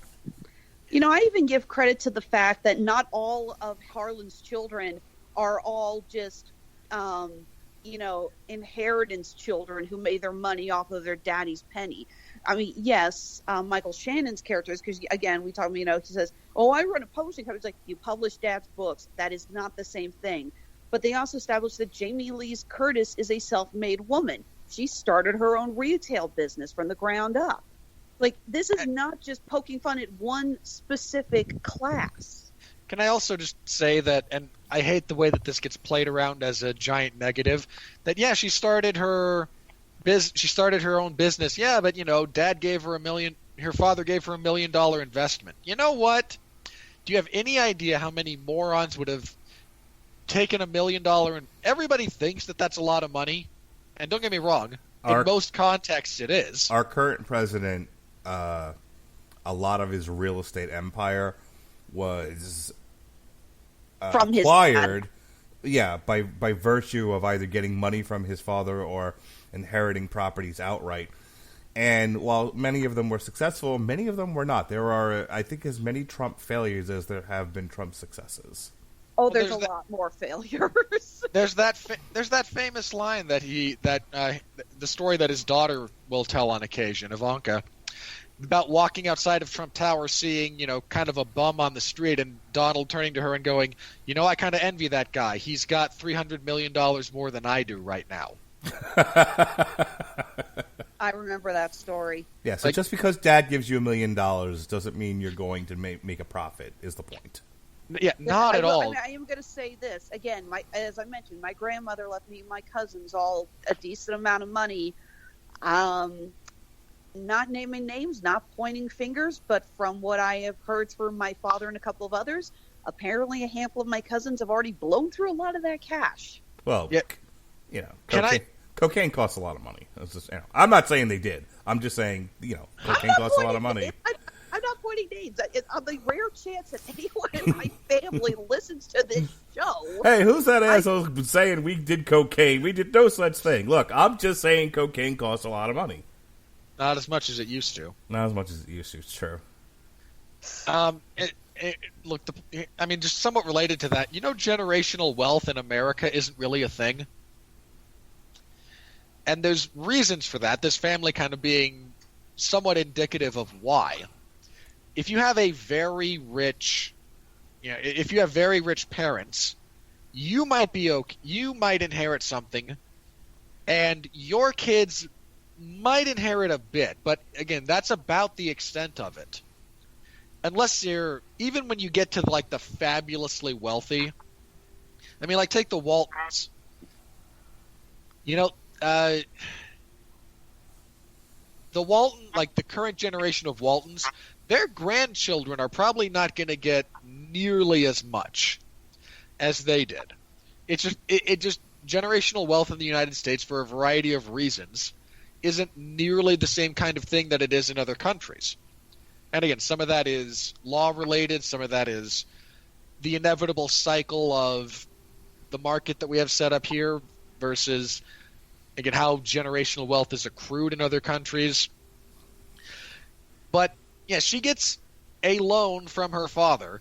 But if you think there are so many businesses out there that have had more than $1 million pumped into them and failed miserably. An investment of capital is necessary at times, but it is far from a guarantor of success. All right, I think that just about wraps it up for this show. Hang on. Since that person was talking about class warfare, if you are not familiar with the trope, and I absolutely mean trope, of the rich old guy snubbing his family and giving his inheritance to the butler, I don't know what books you have been reading over the last 20 years, but I can tell you all the ones you haven't, and it's a long-ass list. Toby agrees with you. Stop the dog. Sorry. Thanks, Toby. Hey, look, if the dogs are agreeing with my point, I will take that as a sign of victory. Well, they're either agreeing with you or they want to go outside. Take your pick. Both? Can it be both? As I was saying, I believe that wraps up our show. Boy, whenever I think we're going to have nothing to talk about, we go 2 hours fairly consistently. Well, we also went down a couple of rabbit holes this time around. 1 or 2, yes. Yeah, Star Wars holes. That's what she said. I said, Hey, you can't give Mark that kind of an opening. That's what she said. Because this is what he will fill it with. That's what she said. Wait, what was that line again? I said I should have just kept my mouth shut and gone the dogs their treats. No, not you, him. I said you can't give Mark this kind of an opening because this is the kind of stuff he will fill it with. That's the title of your sex tape. Booyah! Alright, moving on. No, look, we all know what the title of my sex tape is, Mark. Only the lonely, da-da-da-da-da. I was gonna go with William Faulkner's As I Lay Dying. God. Well, this got dark in a hurry. Title of your sex tape. Anyway, All right, Peter Griffin, that's enough out of you. I'm gonna go in the corner. You guys do plugs. Go lament your lost mustache. Mustache what? All right. Alexis, save us from Mark's inane chicanery with your plugs. I'm sorry, I need a moment. Yes, I have successfully broken Alexis. It's about damn time.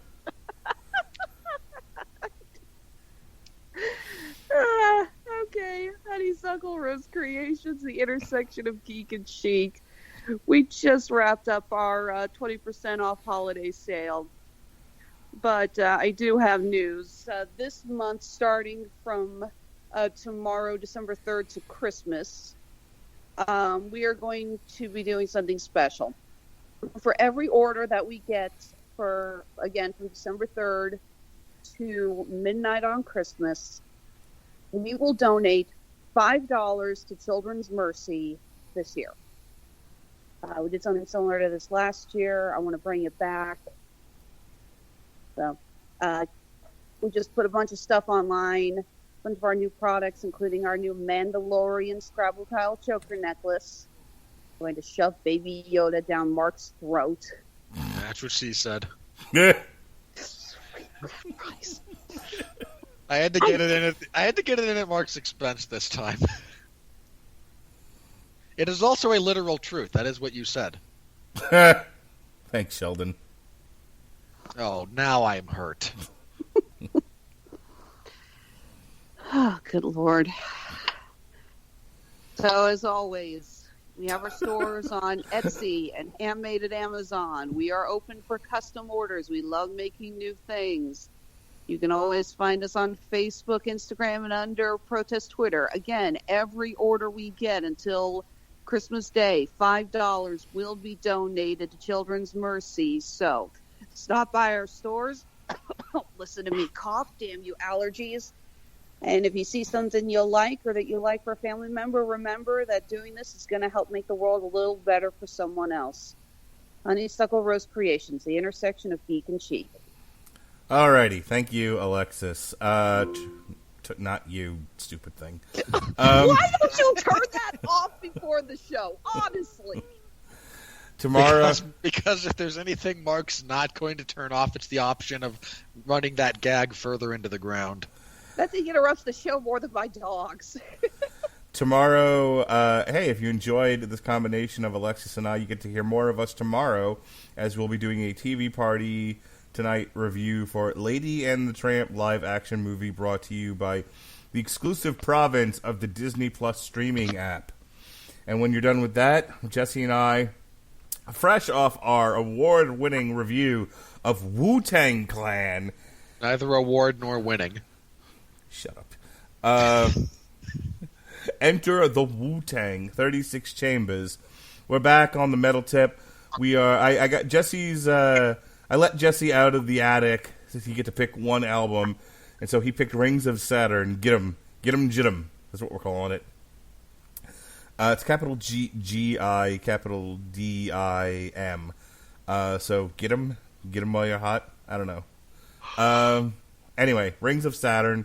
We'll review that. And then Thursday, to go along with our source material for the Jeff Johns iteration of Teen Titans issues 1 through 12, we will be doing a TV party for Titans Season 2. This Saturday, myself and Robert Winfree will be doing commentary for UFC Fight Night, Overeem versus Rosenstruck. You can check out Jesse talking about going to the store to pick up some fresh Rosenstruck for the family.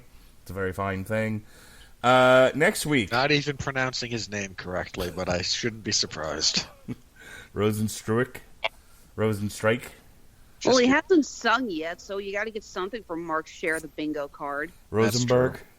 There's been no reference to The Wire either. No, that was yesterday. Well, sorry, that's this coming Monday. The Gotham Central Book 2, Jokers and Madmen. Oh my god, I went to like an hour-long tangent on how The Wire and this book were similar. I'm sure you did. It's fantastic. Anyway, speaking of fantastic, myself, Andrew Graham, and David Wright from our Canadian office will be talking The Crown Season 3. Not going to lie, not loving the woman playing the Queen. Look, The Crown had an okay first season. It went downhill in the second, and it's only gone down further. As I said, next week we'll have Gotham Central Book 2, Jokers and Madmen. We're taking Tuesday off so that I can watch Crisis on Infinite Earths. And then Wednesday, we're back in action with our last album review of the year. Our very last one, There Shall Not Be Another in 2019. Life of Agony, The Sound of Scars. Oh, scars, they're loud. The Sound of Scars, ladies and gentlemen, Life of Agony. And then Sean and I, on our one show for the month, we're going to dust off Long Road to Ruin. This is one that's several years in the making. We're finally getting to it. It's one I wanted to do when the show was actually running consistently. Long Road to Ruin, The Santa Claus, because it's that time of the season. And then finally, Chris Bailey. John War will be joining me Friday night to do commentary for Ortiz Jr. versus Solomon on DAZN, which, as we like to remind people, rhymes with calzone. And then really finally, not for play, but for real. On the 14th, myself and Robert Winfree will be doing commentary for UFC 245, Usman versus Covington. I'm excited about this one. I'm hoping he wears his MAGA hat to the ring, to the cage. Probably not, but he will absolutely have it. I hope he's got like a bag of MAGA hats that he just throws out of the cage at people. Why couldn't Trump go to this one instead of the Bad Motherfucker show? See, like, this one would be... I feel like this one would be more appropriate for him. There was just some timing issue, I think, that just led to him being at that one instead of this one. I wish, like... I mean, the man is the president. He does have other things to do. One or two. I feel like he should have walked Covington to the cage. Nah. Be great. Plus, the booing would have been even worse. No, it really wouldn't. Could you? Like, yeah, this is a UFC event. Sure. The New York crowd in a UFC New York crowd, yeah, relatively hostile. the type of fans that are going to make the trek to Vegas to see this event, he'd have been 50-50. I think Trump should have walked Covington to the cage to the sounds of "Hail to the Chief." That would have been glorious. No, look, Covington's going to come out to Kurt Angle's theme again. So are you saying it would have been 50% booze, 50% boo earns? No, I mean, oh god, No, no. I appreciate the joke. I really do. And I Robert's plugs. I just have to mention, it's real easy to overlook that, approximately 50% of the country does in fact approve of the Trump administration. And plugs. All right. This last Sunday, the 411 Ground and Pound MMA podcast was back. There was no Jeff. He was feeling ill, so it was just me. Previewing the upcoming UFC on ESPN card that Mark referenced for this Saturday. Also talking about news. The UFC has signed Tony Ferguson. And what's the name of the card?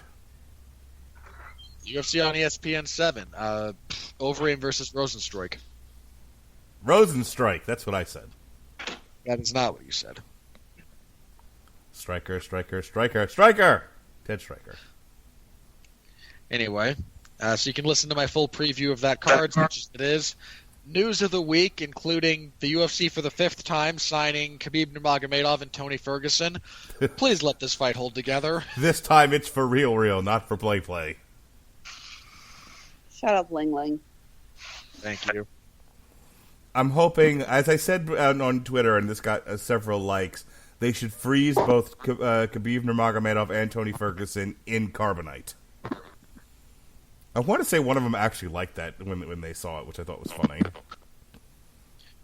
Tony might have. He thinks carbonite's a real thing. Terrific.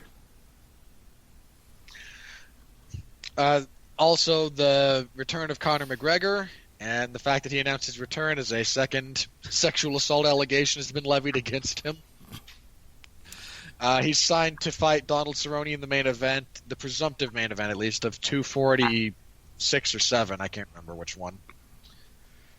Other fights that got made, some fighters retired, just, basic news of the week. And this coming Saturday, we'll have live coverage of UFC on ESPN 7 in the MMA zone of 411 Mania. And we'll be doing kind of live watch-along stuff with Mark. That'll be fun. Hey, tell them about your crazy podcast that you did.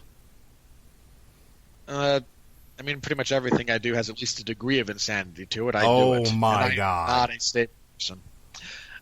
What Mark is referencing more specifically, because there was no show proper for the Ground and Pound show a couple of weeks ago, I figured I'd fill the space with at least something rather than nothing. That's what she said. And this is why I had no inclination to actually engage with your stupidity. And released just a purely audio kind of a skill study on how Alexander Volkanovski beat Jose Aldo, and what that might tell us a little bit about his upcoming fight with Max Holloway. And let me be clear, I'm not bragging too much on the numbers about this because I don't care all that much about the numbers. If there's anyone listening getting something from it, I'm happy to talk. But that thing last time I checked had about 800 views on YouTube, which is far and away the most viewed thing I've ever put up onto that particular platform or been a part of on that particular platform. So if you're so inclined, give it a listen. Thank you to everyone who has. It's always appreciated that there's someone out there paying attention in whatever capacity to what I do. And I'm probably going to try to make that a slightly more regular feature. I'll release something on occasion that will be in that same vein. Can you do one for Derek Lewis? No. Oh. Okay, tell you what. I will. It's about 5 sentences long. Perfect. And I can't think of the last time Derek Lewis actually won a fight. Well, he's got one coming up against Ilir Latifi, which is going to be gangbusters. That's going to be so bad. It's going to be awesome. Look, you're going to enjoy it. It's still going to be bad. This is true. All right, speaking of things that I enjoy but are also bad, that's the end of our show. I want to thank Alexis Hejna for joining us in all of our nonsense tonight. For Robert Winfree, I'm your mandated reporter, and frankly, I'm mortified, Mr. Mark Radulich. This has been Damn You, Hollywood. Be well, be safe, and behave.